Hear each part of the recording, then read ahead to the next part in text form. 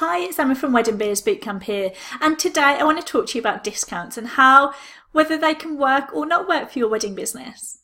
So the first thing when it comes to discounts is you have to know your costs. You have to really understand how much you're making on every order that you're doing, because until you know that, you can't know how damaging discounts can be for you. So let's say, for example, a piece of an item that you're creating, or let's say, for example, you're a venue and you've got all of the costs that go into the day. So you've got the electricity, you've got the staff, you've got the drink, you've got the food, you've got all of the bits and bobs that go into the actual venue running the day itself. You then have the costs that you're charging out for the hire of that venue. And the bit in between is the profit. That's the bit that you make on the back of it. Those are the wages that you pay yourself. Those are the wages that you make out of your business. And that's how you live, basically.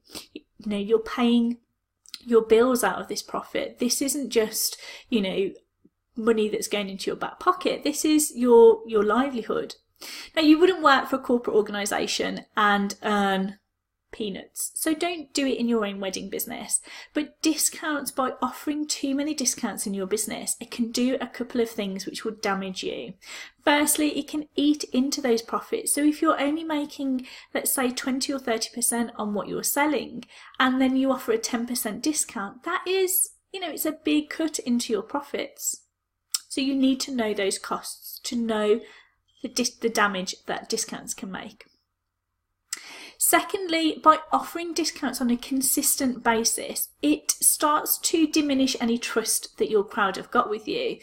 So let's say, for example, you are constantly off products or services, you're constantly offering 40 or 50% off what you're selling. Then a bride or groom are never really going to pay full whack, because they'll always think, well, they're always discounting it anyway. And in my mind, I always think, well, if you're constantly discounting it, why don't you just put it at that price anyway? There's a wedding stationery business that I am on email distribution for. So I get their emails. They're a big corporate organisation. They're a big printing business. And they are consistently doing 50%, 60%, 70% off. Every single week I get an email that says it's got this amount of money off. Now, that doesn't create any scarcity. It doesn't create any urgency, because people will know that they always offer discounts. It's companies such as Vistaprint is another example of this. They're constantly offering discounts, and I'm sure that there is probably no one out there that has ever paid the full price that Vistaprint have got on their website, because they're always offering discounts. So if you want to build a trusting relationship with your brides and grooms, you need to not continually offer huge, massive discounts all of the time.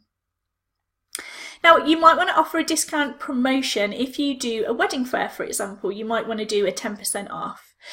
Now, it's your decision as to whether you limit that, whether you say if you book within the next 2 weeks, you get 10% off, or whether you want to keep it open, whether you want to say, as long as you have this voucher, you consistently get 10% off. Whether you book with me tomorrow, next month, next year, you will get 10% off.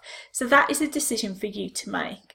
One thing to say is, don't get lots of fancy flyers printed which have a date on them, because it means that if you don't use them at that wedding fair, you kind of just put them in the bin, and it's a bit of a waste of time. So if you are going to put a time stamp on it, then perhaps think about a way that you can do that without printing it on the actual invitation, on the actual promotion flyer itself, if you're giving a flyer out. Now, the other question that brides tend to ask their suppliers is, straight away they'll ask for a discount. And this is a challenge that every wedding supplier has to deal with. And it is fueled by lovely wedding magazines and lovely wedding blogs telling brides and grooms that they should ask for discounts. So it's conditioned, and brides and grooms are conditioned to think that anybody that is selling anything to do with the wedding industry is ripping them off. That as soon as you say wedding in front of something, you add 30, 40, 50% onto the price. Now, this is something that can be quite difficult to deal with, but you have to get all of your ducks in a row. You have to know what you're going to say when somebody asks you, can you provide me a discount?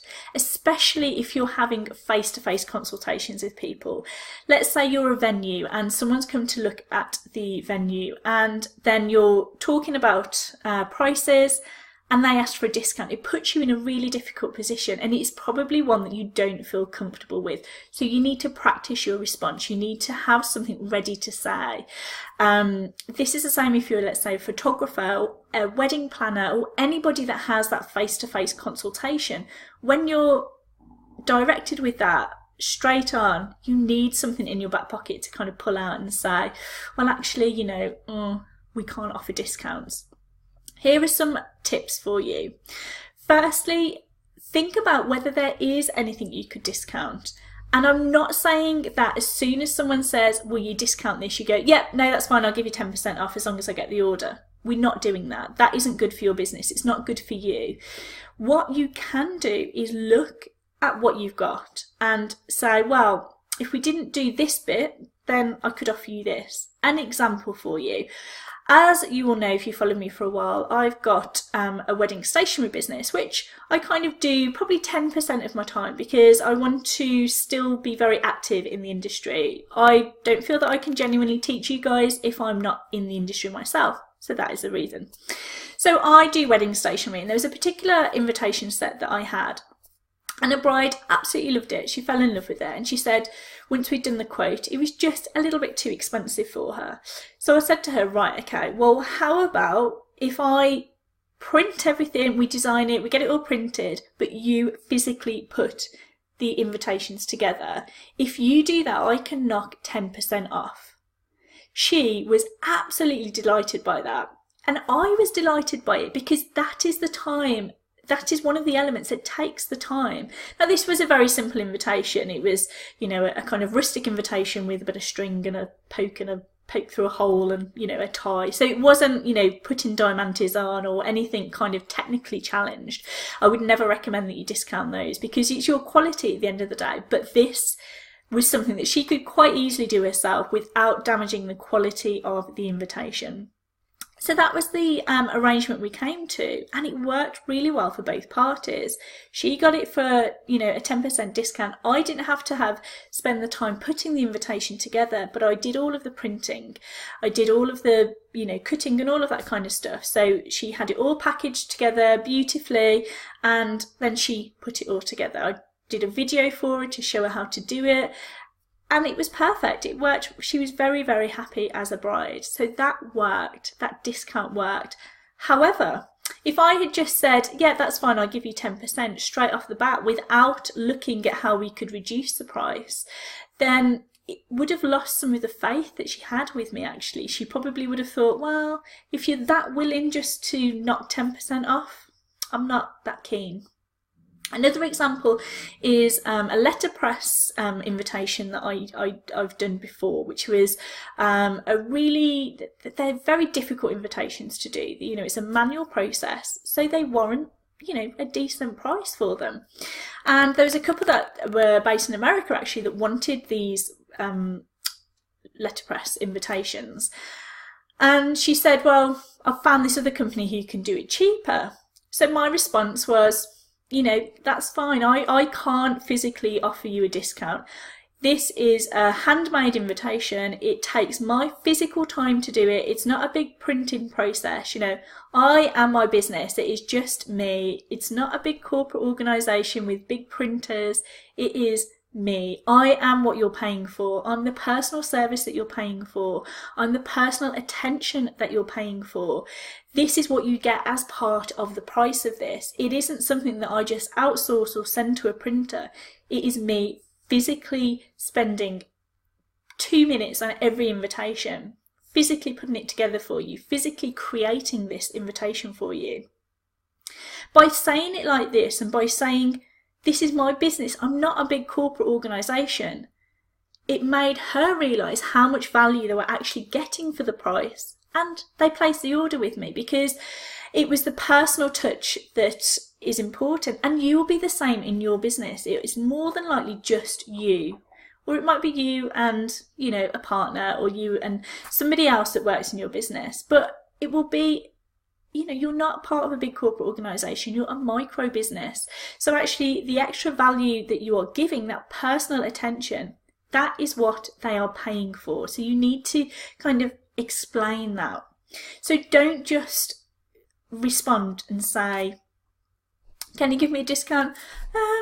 Yeah, go on then, we'll say 10%, but as long as you sign up today. We don't want that, because that isn't building you your profit. That isn't building you a successful, sustainable business. All that is doing is making you feel peed off when you come to do the order, because you're thinking, oh, I'm not making much money out of this. Yeah, I'm running around like a crazy woman trying to get this done.